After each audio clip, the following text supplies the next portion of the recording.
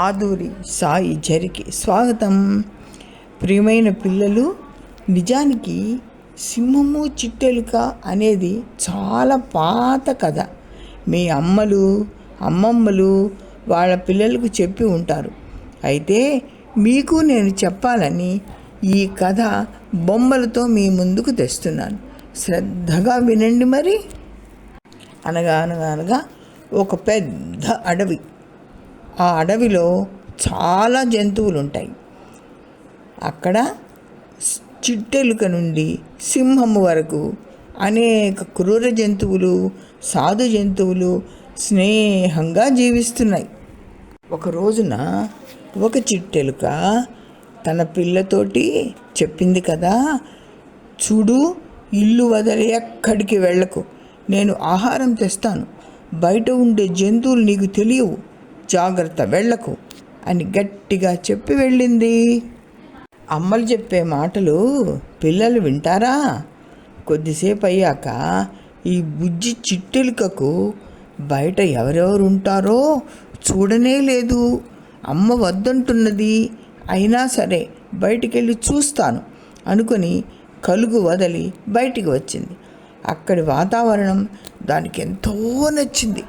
కమ్మటి పూలు, పండ్లు, విత్తనాలు అన్నీ చూసేసరికి దానికి చాలా ఆనందం కలిగింది. ఎగురుకుంటూ తిరుగుతూ అక్కడున్న ఒక పెద్ద చెట్టు నీడన ఆదమరిచి నిద్రపోతున్న సింహాన్ని చూసింది. బుజ్జి చిట్టెలుకకు అదేంటో తెలియదు. అందుకని దాని మీదకు ఒక్క దూకి ఎగురుతూ ఆడుకోసాగింది. ఇటు అటు గెంతింది దాని వీపు మీద. తల్లి ఎలుక ఆహారం తీసుకుని గబగబా వచ్చింది. దిగిరా, అదెవరో తెలుసా? మృగరాజు, ఈ అడవికి రాజు, ఇంకెప్పుడు ఈ పని చేయకు, రా అంటుండగానే సింహం మేలుకుంది. సింహం లేచి నిలబడి తల విదిలించింది.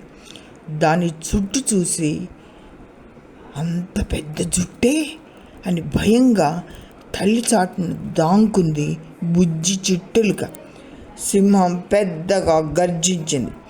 ఎవరు నా మీద తిరిగారు అని అడిగింది.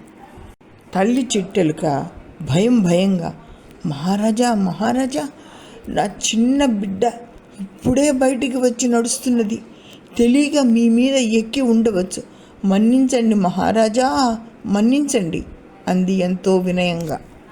తల్లి చిట్టెలుక భయంగా, మహారాజా, నా చిన్న బిడ్డ ఇప్పుడే బయటికి వచ్చి నడుస్తున్నది, తెలియక మీ మీద ఎక్కి ఉండవచ్చు, మన్నించండి మహారాజా, మన్నించండి అంది ఎంతో వినయంగా. సింహం, సరే, మొదటి తప్పు కనుక వదిలేస్తున్నా, వెళ్ళండి అంది. తల్లి చిట్టెలుక, మహారాజా, నా బిడ్డ తప్పు మన్నించి ప్రాణం కాచారు, నేను ఒక రోజున మీకు తప్పక సహాయం చేస్తాను అంది. సింహం పక్క నవ్వింది. నీవా నాకు సహాయం చేసేది? నీవెంత, నేనెంత? గొప్పలు చెప్పక వెళ్ళు అని గర్జించగా చిట్టెలుక బిడ్డను తీసుకుని భయంతో తన కంతలో దూరింది. కొద్ది కాలమైంది. ఒక రోజున ఒక వేటగాడు పన్నిన వలలో సింహం చిక్కుకుపోయింది. బయటకు రాలేక పెద్దగా గర్జించసాగింది. జంతువులన్నీ గుమికూడాయి. తమ రాజును ఆపద నుండి ఎలా గట్టెక్కించాలి, ఎవరు కాపాడుతారు అని పరస్పరం మాట్లాడుకున్నాయి. అంతా కలిసి చిట్టెలుకను పిలిచి సింహం ఇరుక్కున్న వల త్రాళ్ళు కొరకమని కోరాయి. వెంటనే తల్లి చిట్టెలుక గబగబా తన కత్తుల్లాంటి పళ్ళతో వలంతా కొరికేసింది, బయటికి లాగేసింది. సింహం బయటికి రాగానే, మహారాజా, నా మాట నిలుపుకున్నాను, ఆ రోజు మీరు నా బిడ్డను మన్నించారు, ఈరోజు నేను నాకు చేతనన్ని సాయం చేశాను అని వినయంగా చెప్పింది. తన తప్పు తెలుసుకున్న సింహం చిట్టెలుక పిల్లను తన వీపు మీద ఎక్కించుకుని తిరిగింది. అంటే చేసిన తప్పు తెలుసుకోవడం కూడా చాలా గొప్ప గుణం కదా. అందుకే అంత గొప్ప గుణం ఉన్న సింహం ఎంత పౌరుషమున్నా అప్పుడప్పుడు వెనక్కు తిరిగి తన తప్పు చూసుకుంటూ ఉంటుంది. దానినే సింహావలోకనం అంటారు. అందుకే సింహం మృగజాతికంతా రాజు అయింది.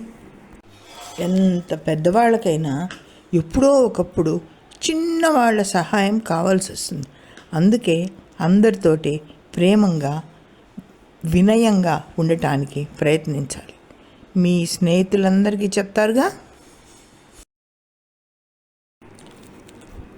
ఎవరికి తగిన ప్రత్యేకమైన శక్తి వారికి ఉంటుంది. కొందరు పెద్ద శరీరం కలిగి ఉండొచ్చు, కొందరు తెలివితేటలు కలిగి ఉండొచ్చు. ఎవ్వరిని తక్కువ చేయకూడదు. భగవంతుని సృష్టిలో అంతా గొప్పవారే. జై సాయిరామ్.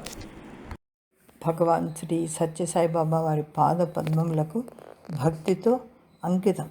సత్యసాయి పాదార్చిత ఆదురి హైమవతి శ్రీనివాసరావు.